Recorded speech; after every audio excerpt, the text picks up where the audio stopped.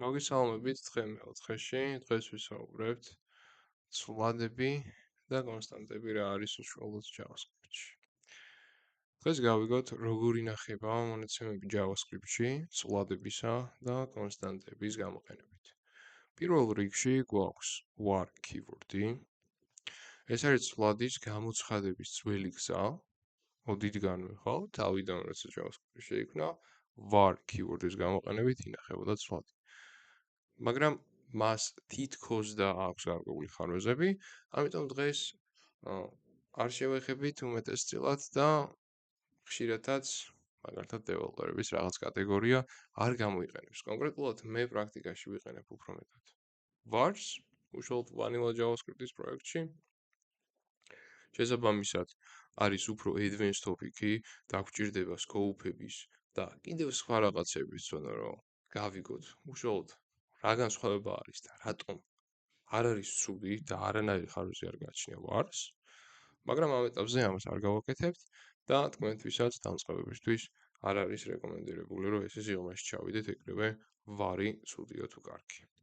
ამის ნაცვლად კი გამოვიყენებთ let's ამას და consts და ნახოთ რა განსხვავება არის. let-ი გამოიყენება ცვლადებისთვის, რომელთა მნიშვნელობა შეიძლება შეიცვალოს. მაგალითად, დავწეროთ ჩვენს კონსოლში, მოდი მე დავწერ მსგავს რაღაცას. Let's ag dris stars.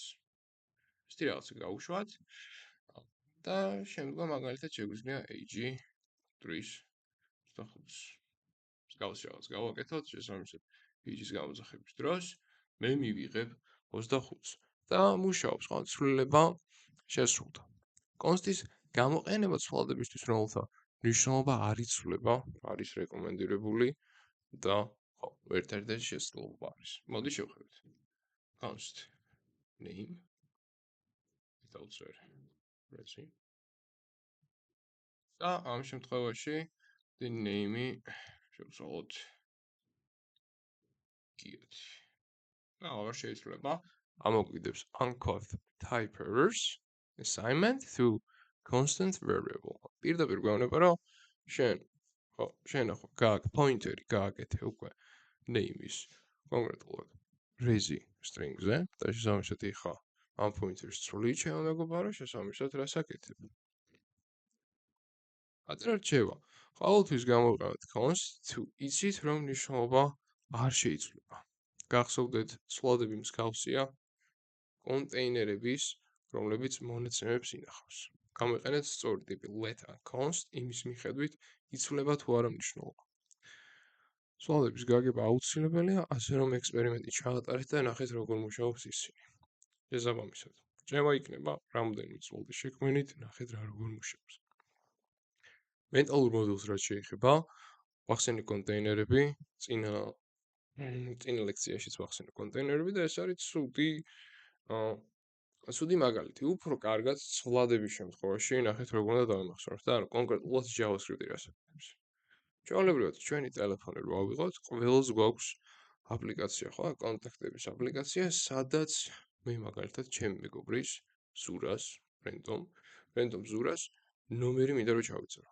ნომერი არის გრძელი, არის არაკომფორტული და რთული დასამახსოვრებლად, ხო? სტრესთან არის დაკავშირებული.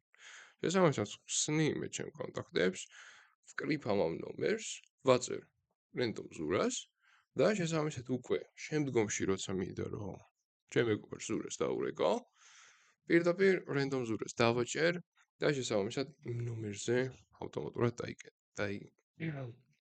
დაირეკება. შესაბამისად, ზუსტად ანალოგიურს აკეთებს JavaScript-ი, მე როდესაც რაღაცა value მაქვს, რაღაცა მნიშვნელობა მაქვს, რომელიც შეიძლება ან გრძელი იყოს, ან რთულად იყოს დასამახსოვრებელი, ამისთვის ვაკეთებ pointers, რომელსაც ვქვია ცვლადი და შესაბამისად JavaScript-ს როცა მივაკითხავ და ვეტყვი, okay, ეს ცვლადი მინდა, JavaScript-ი უკვე ზუსტად უყურებს იმ მნიშვნელობას, რაც მაქვს მე შენახული ამ კონკრეტულ ცვლადის დასახელების ქვეშ. და შესაბამისად ავტომატურად მოუწვის. და არა ის, რომ რაღაც კონტეინერში ჩააგდებს და რაღაცა მსგავსი არასწორი მენტალური მოდელი, რაც ძალიან არის გავრცელებული. შესაბამისად დავუკვირდეთ ცვლადებს შევხვდებით ხვალ ახალ ლექციაში, ყოველთვის გავაგრძელოთ განათლება.